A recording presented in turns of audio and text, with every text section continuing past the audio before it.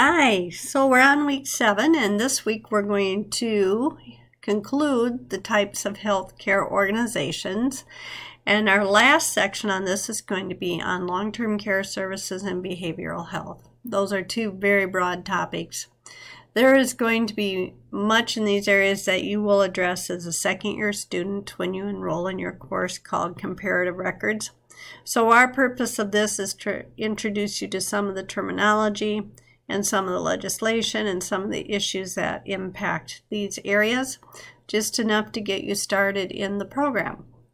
So these areas, unlike hospital and ambulatory care, these settings are utilized usually by persons who have chronic physical conditions, or they're part of our aging population and the services they need, or those who need assistance with mental health concerns. And when they talk about mental health concerns, they're also talking about treatment for substance abuse and drug abuse.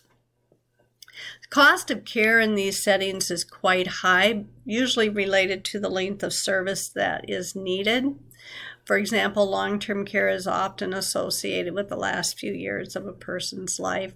Rehab care for substance abuse, that can be an in-and-out service where a person might need to seek assistance several times over the course of their life.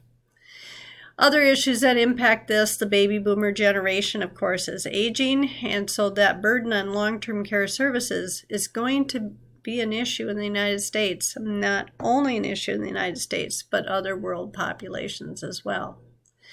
Many of our long-term care costs are associated with daily living. So, for example, nursing home care.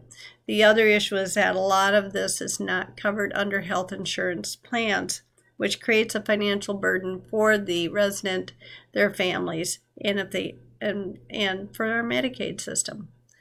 So today, what is happening, they're looking for solutions on how to provide more affordable care to our elderly population. What alternatives are there besides nursing home care?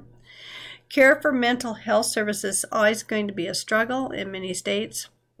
And in many states, people can go undiagnosed and untreated until a crisis situation arises.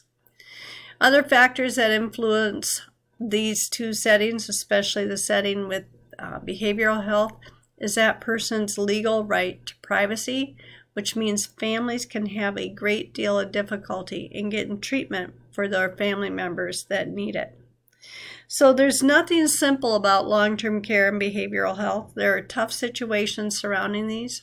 As an HIM professional, you will certainly encounter some of these issues, and you will also learn about the privacy and the mental health substance abuse aspect. And we will cover that quite a bit in legal aspects of health information. So this is week 7, our last for our hospital settings, and have fun, do your assignments. Again, read the transcripts that go with your PowerPoints, review the lecture, review your materials. That will help you with the assignments. And everybody have a great week. Thanks.